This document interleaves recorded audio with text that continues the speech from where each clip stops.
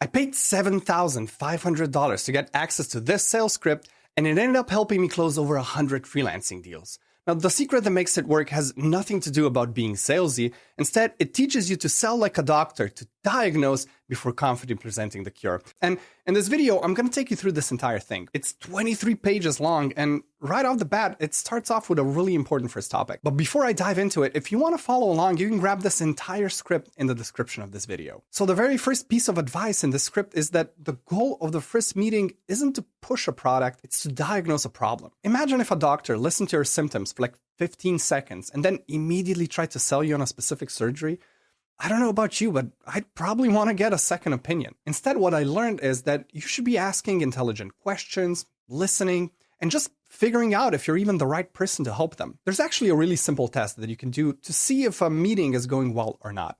So, is the potential client doing 80% of the talking in the first half of the meeting? If yes, then great, you're probably discovering things about them. If no, you're probably pitching too soon. Pitching comes only after we figure out whether or not we're a tight fit. The next big thing that I've learned from it is a frame of thinking. You don't need this client. You're evaluating them just as much as they're evaluating you. You're supposed to think of a sales call as a first date. You're not trying to force a second date from the moment you sit down. You're just trying to see whether or not there's a connection and if you're compatible for a long-term relationship. Okay, let's jump into the next topic. So when the meeting first starts, you should spend the first couple of minutes on small talk. You don't have to be super fancy here. Just be in a good mood and comment on something. You can say things like, wow, I have to mention you picked the best Zoom background. Or you could say, glad we could connect before the weekend. Do you have any interesting plans? It really doesn't matter what you say, just spend a couple of minutes on this. And when you're ready, you can transition and take control of the meeting by saying this. Awesome. Well, I'm excited to chat. Should we dive right in? And then you want to wait for their confirmation. As soon as they say yes, you can continue with, great. So the way that I like to do these meetings is I'll start by asking you a few questions to get a clear picture of your business and what you're looking for. And if it sounds like I can help you, I'll explain exactly how I work. Does that sound good? And again, you want to wait for their confirmation.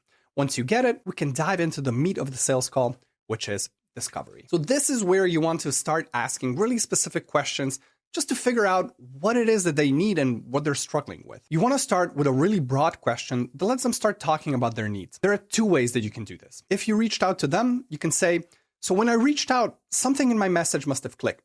What was it that made you decide to take this meeting? Or if they reached out to you, you can say, so to start, I'd love to hear what prompted you to book this meeting today. What's going on in your business? After they give you their initial answer, you can start asking those more specific questions. So I personally worked as an email marketer for almost a decade. So I ask questions like, you mentioned your emails are landing in spam. So when did that start? Or, I'd ask them, well, how often do you send emails to your list? Or do you segment your audience in any way? Now, this really is the meat of the meeting. So you want to take your time and ask really everything that you need to know in order to make a better call, whether or not you're a tight fit for them or not. And here's a pro tip. If they're giving you really short, unhelpful answers, you can say, could you tell me a little bit more about that? This is great because it's a gentle way to get them to elaborate. So especially when you have someone on the other side that doesn't talk very much, you can just keep repeating it until they fully answer a question. So once you have a good understanding of their situation and their needs and any pain points that they have, it's time to figure out how experienced they are in your area of expertise. Now, this is extremely important because it kind of allows you to adapt your pitch and your questions in real time. So if you're speaking with someone that's extremely experienced, you want to avoid over-explaining. On the other hand, if you're speaking with someone who has no experience, well, then you kind of need to give simplified explanations and constantly check whether or not they understood what you said. So you can ask questions like, do you have any hands-on experience with photography or email marketing or whatever your service is? Have you tackled this issue before? If so, what worked or what didn't work? Have you worked with anyone else before who tried solving this for you? What was that like? So once we understand their situation and their background, we need to understand what they're hoping to achieve. We'll later use this to position our service as the direct solution to their goals. You can ask them questions like, okay, so tell me, if someone started working on this, what would make you think that this project is a success? Like, what's the goal here? And then you can follow it up by saying, can you tell me more about why this is important for you right now? Like, what would reaching this goal do for your business? At this point of the conversation, you really should have a good insight into who they are, what they're doing, what their problem is, and what they're hoping to achieve. The final piece of the puzzle is to understand why this problem still exists. So what's been stopping them from fixing it? This is a natural bridge that perfectly sets you up to start your pitch. So you can ask them one of these two simple questions. So you're looking to, and then repeat back their goal.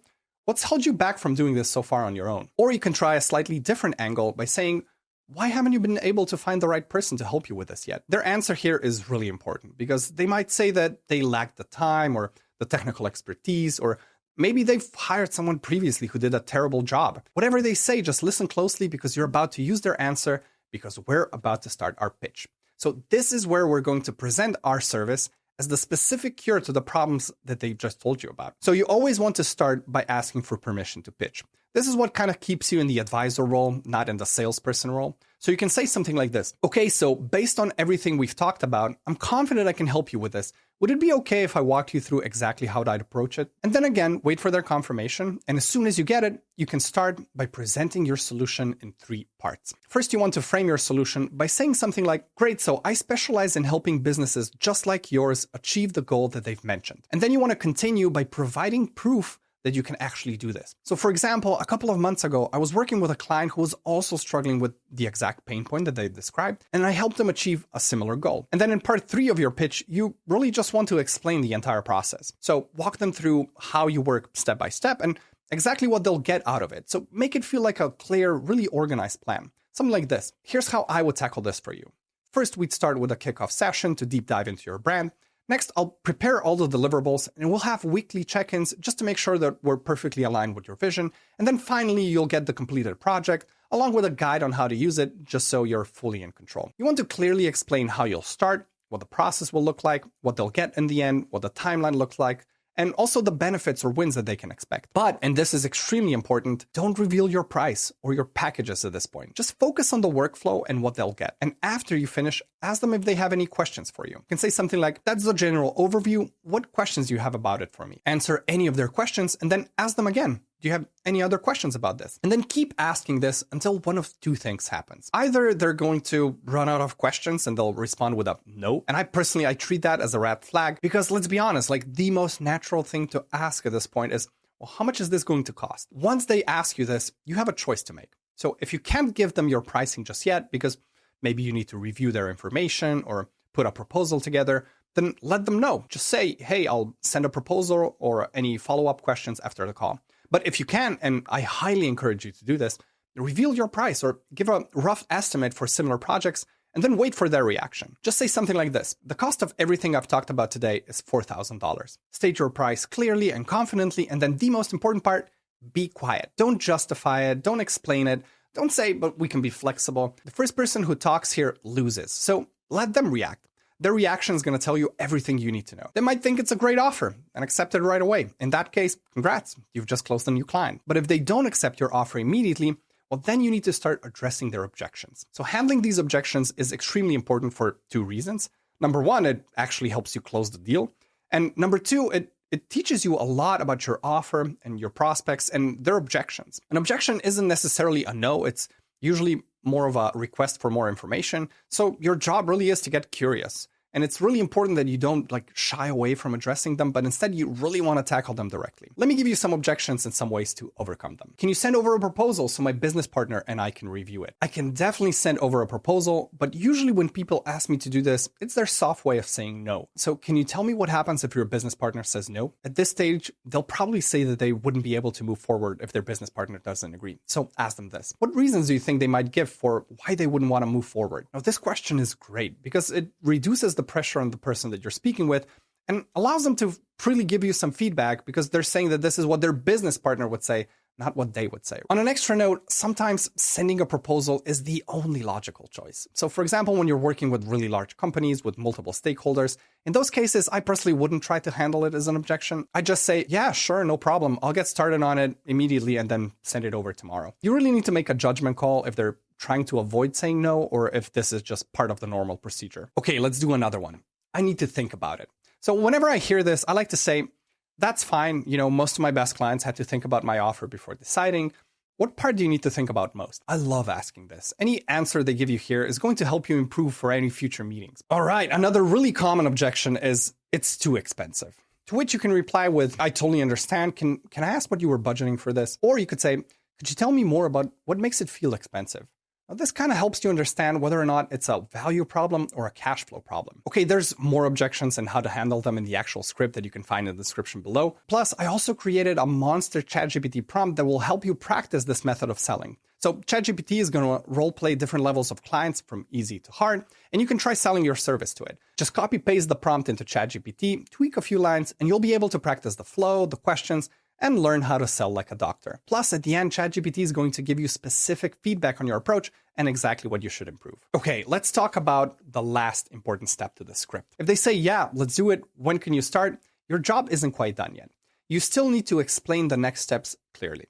So if you've got a payment link, then immediately send it over. If they need to sign a contract, then say something like this. Awesome, well, I'm excited to work with you. Here's what's going to happen next. I'm going to send over a contract and the initial invoice. Once that's handled, I'll send a link to schedule our official kickoff call. And then just continue explaining exactly how you'll start working together. And here's a final pro tip. Don't jump off the call immediately after they agree. Just switch back to small talk for a few more minutes, because this really helps ease any potential buyer's remorse, because it shows the client that you're not there just to get their money, but to build an actual relationship. So there you have it, the entire $7,500 script for free. If you found this video valuable, a like and a subscribe would be amazing. Thank you so much for watching, and I'll see you in the next one.